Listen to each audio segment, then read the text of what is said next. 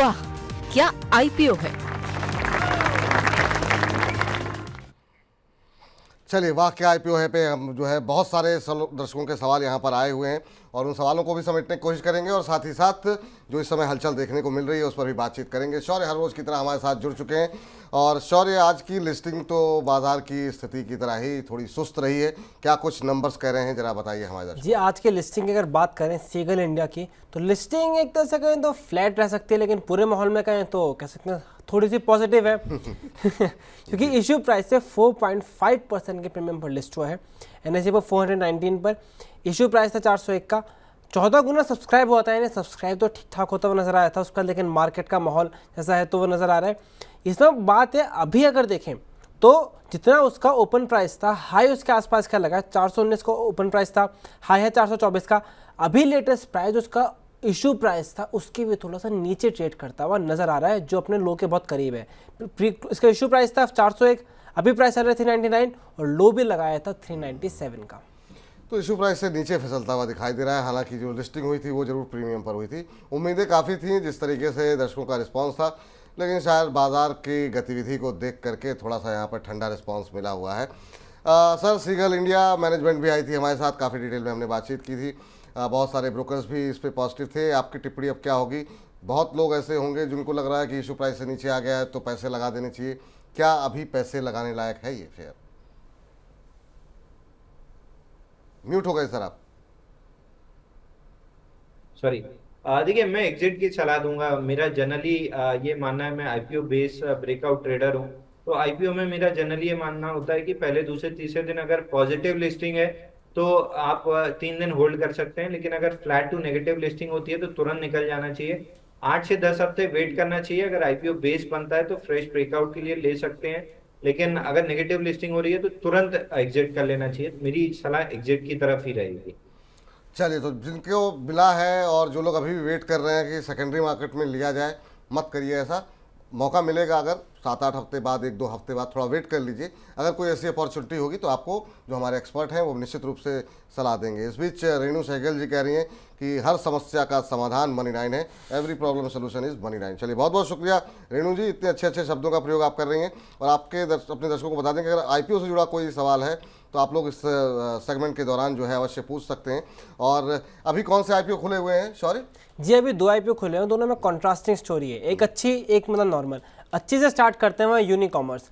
Unicommerce में अगर number देखें तो अभी लेटेस्ट आंकड़ों के हिसाब से 70 टाइम्स सब्सक्राइब हो गया है और ऐसे माहौल में भी ग्रे मार्केट प्रीमियम बढ़ते हुए नजर आया है। लेटेस्ट ग्रे मार्केट प्रीमियम चल रहा है 46.3% का।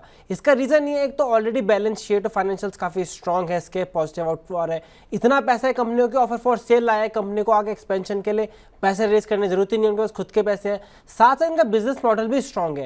ये जो कॉम्प्लेक्स रिटेल का सारा ई कॉमर्स के लिए बैक एंड पे जो कॉम्प्लिकेटेड काम होता है तो सिंपल बनाते हैं। अब कोई काम कॉम्प्लिकेटेड है, कंपनी के पास एक्सपर्टीज है, तो बाकी कंपनीज के लिए एंटर करना मुश्किल होगा, जो इसके लिए एडवांटेज है। जैसे स्केल बढ़ता जा रहा है कंपनी का, इसी वजह से कंपनी के रेवेन्यूज के बढ़ने के साथ साथ प्रॉफिटेबिलिटी हो या पर एम्प्लॉय रेवेन्यू हो, वो भी बढ़ता हुआ नजर आ रहा है, जिसकी वजह से बैलेंस शीट स्ट्रॉन्ग है, आगे कंपटीशन कम है, तो सारे वजह से ब्रोकर्स ने भी अच्छी राय दी है और वही हम देख रहे हैं कि सब्सक्रिप्शन अच्छा है। लेकिन एक बात ध्यान देने की है, सब्सक्रिप्शन के बड़े नंबर का रीजन आईपीओ साइज भी है, क्योंकि आईपीओ का साइज छोटा है, 271 करोड़ का है, इसलिए भी सब्सक्रिप्शन जो है 70 टाइम्स होता हुआ नजर आया है। प्रीमियम कितना बताया आपने? प्रीमियम हो गया 46%, जो भी कल तक रहा 30%, 23%, अब 46% का प्रीमियम मिलता हुआ नजर आ रहा है। चलिए, तो ग्रे मार्केट प्रीमियम बढ़ रहा है, ये अच्छी बात है यहाँ पर। और यहाँ पर जो ब्रोकर्स की राय है वो भी आप देख लीजिए। स्वास्थ्य का इन्वेस्टमार्ट कह रहा है कि सब्सक्राइब कीजिए, लेकिन थोड़ी सी कॉशन के साथ। मारवाड़ी फाइनेंशियल सर्विसेज करें सब्सक्राइब करें, स्टॉक बॉक्स करें सब्सक्राइब करें, और वेंचुरा सिक्योरिटीज़ की तरफ से भी सब्सक्राइब करने की ही सलाह आ रही है। लेकिन इस समय राय कुछ और होती है, जब लिस्टिंग होती है तो माहौल पलट जाता है। 14 गुना सब्सक्राइब हुआ था जो आईपीओ, वो आपने देखा कैसी लिस्टिंग हुई है। लेकिन यहाँ पर क्या स्थिति बदल सकती है, क्योंकि ग्रे मार्केट प्रीमियम में अभी भी इजाफा बना हुआ है। चलते हैं जरा अंशुल जी के पास। अंशुल जी, अगर आपने पढ़ा हो इस कंपनी के बारे में, और अपने दर्शकों को बता दें कि अगर आप मैनेजमेंट के व्यू सुनना चाहते हैं तो कल का शो हमारा अवश्य देखिएगा। मैनेजमेंट हमारे साथ थी, उन्होंने बहुत डिटेल में कंपनी की विस्तार योजनाओं के बारे में बातचीत की है। अंशुल जी, आपका व्यू क्या है?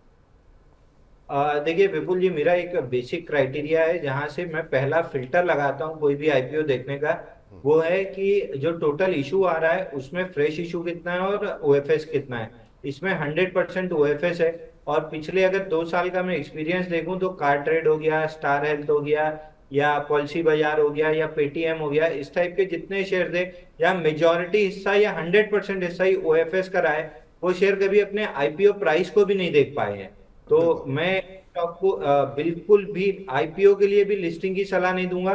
भले ग्रे मार्केट में अच्छा प्रीमियम दिख रहा है, बड़े नंबर्स दिख रहे हैं, सब चीज दिख रही है, लेकिन पहला ही क्राइटेरिया है जो मेरा है आईपीओ रिकमेंड करने का, वही ये फेल कर रहा है। 100% ओएफएस है, मैं स्टॉक को बिल्कुल भी किसी भी कीमत पर रिकमेंड नहीं करूंगा। या फॉर दैट मैटर किसी भी स्टॉक में जहां आईपीओ में ओएफएस का हिस्सा 25% से ज्यादा होता है, वो स्टॉक को मैं कंप्लीटली इग्नोर कर देता हूं, भले फिर वो डबल में लिस्टिंग क्यों ना हो जाए।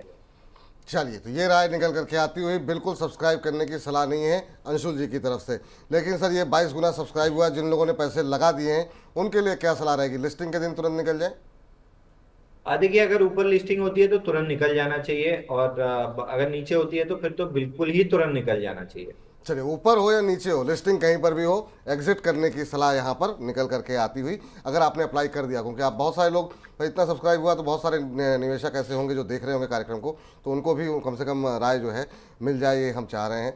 अगली कंपनी जिसके बारे में काफ़ी ज़्यादा जो है चर्चाएँ रहीं, अच्छा खासा ब्रांड है, लेकिन वहाँ पर सब्सक्रिप्शन उतना उत्साहजनक देखने को नहीं मिला है अभी तक। क्या स्थिति देखने को मिल रही है? क्या सलाह, क्या रणनीति वहाँ पर दिखाई दे रही है अभी? जी, अगर फर्स्ट क्राई की बात करें, जैसे ब्रेन बेस के नाम से जाना जाता है, उसमें आज सुबह तक भी पूरी तरह सब्सक्राइब नहीं हुआ था, लेकिन अब आखिरी दिन सब्सक्रिप्शन बढ़ता हुआ नजर आ रहा है। लेटेस्ट आंकड़ों के हिसाब से लगभग 3 गुना सब्सक्राइब होने वाला है, 2.94।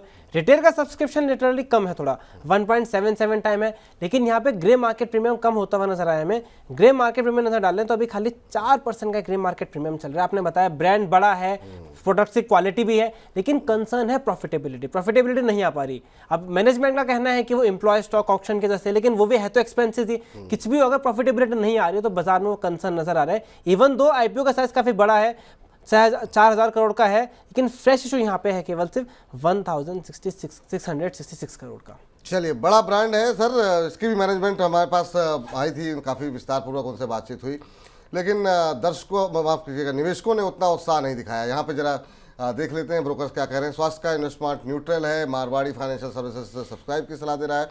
एसबीआई सिक्योरिटीज़ की तरफ से कहा गया है कि अगर सब्सक्राइब कर रहे हैं तो लंबी अवधि के लिए सब्सक्राइब करें, और एयूएम कैपिटल की तरफ से भी सब्सक्राइब की सलाह है।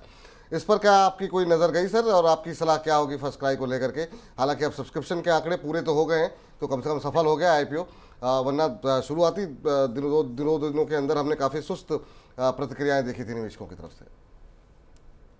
देखिए विपुल जी, यहाँ भी वही दिक्कत है जो पिछले आईपीओ में था। यहाँ भी मोर देन 50 मतलब 66% ओएफएस है, तो पैसा जो आ रहा है उसमें से केवल 1600 करोड़ कंपनी के पास जाएगा, बाकी कोई इन्वेस्टर निकल रहा है, एग्जिट कर रहा है। तो मैं ऐसे आईपीओ को नहीं सब्सक्राइब करता। 25% से ज्यादा अगर ओएफएस है तो मैं कंप्लीटली अवॉइड कर देता हूँ, इसलिए मैं भी अवॉइड की सलाह दूंगा। मेरी तरफ से इसको बिल्कुल नहीं भरने की सलाह है।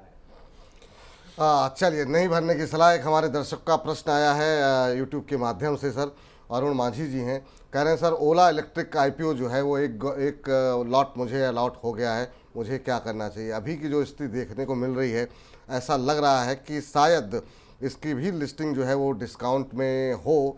आपकी क्या सलाह रहेगी ओला इलेक्ट्रिक जिनके पास अलॉट हुआ है? क्योंकि बहुत सारे दर्शक जो है आईपीओ बाजार के लिए शो देखते हैं और इसको हम अलग से भी अपलोड करते हैं। ओला इलेक्ट्रिक को लिस्टिंग के दिन क्या करना चाहिए? देखिए, ओला को हमने सब्सक्राइब के लिए रिकमेंड किया था, लेकिन लॉन्ग टर्म प्रोस्पेक्टिव से दिया था। लिस्टिंग गेन अगर जिसने लिस्टिंग गेन के हिसाब से किया है, हो सकता है कि ये फ्लैटिश टू हल्का सा पॉजिटिव लिस्ट हो। अगर ऐसा होता है तो आपको प्रॉफिट बुक करके निकल जाना चाहिए। अगर आपका व्यू लॉन्ग टर्म 3 से 5 साल का नहीं है तो ओला को आपको आईपीओ में लिस्टिंग के दिन बुक करके निकल जाना चाहिए। लिस्टिंग के दिन बुक करके निकल जाना चाहिए। एक दर्शक और है हमारी स्वाति मोरे जी, कह रही सर आईपीओ के समय से मैंने मुक्का प्रोटीन के आईपीओ में मैंने पैसा लगाए थे और अभी तक होल्ड कर रही हूँ, क्या इसमें और ऐड कर सकते हैं क्या? लॉन्ग टर्म के लिए यहाँ पर क्या नज़रिया होगा? एमएमटीसी पे भी आपका सवाल है मैम, वो कल ले लेंगे स्वाति जी, पक्का है ना। अब आज के लिए रहने दीजिए क्योंकि अब अभी हमारा एक और सेगमेंट बाकी है। मुक्का प्रोटीन सर अगर आप कोई टिप्पणी कर सकें तो। देखिए, मुक्का प्रोटीन में 84 दिन लगा के आईपीओ बेस बनाया है और ब्रेकआउट दिया है। ब्रेकआउट के बाद पहले ही पुल बैक आया है 20 डे मूविंग एवरेज तक, तो 45 का क्लोजिंग बेसिस पे स्टॉप लॉस लगा के स्टॉक को होल्ड कर सकते हैं। ऊपर में हाई लाइकली है कि स्टॉक आपको 70-72 का रेट दिखा देगा, बट 45 का क्लोजिंग स्टॉप लॉस जरूर रख लीजिएगा। चलिए, तो ये सलाह निकल करके आती हुई, और बहुत बहुत शुक्रिया आपका शौर्य आज की चर्चा में जुड़ने के लिए। और अब रुक जो है इस खास सेगमेंट हमारा वाक्य आईपीओ से बाहर निकलते हैं। वाह, क्या आईपीओ है।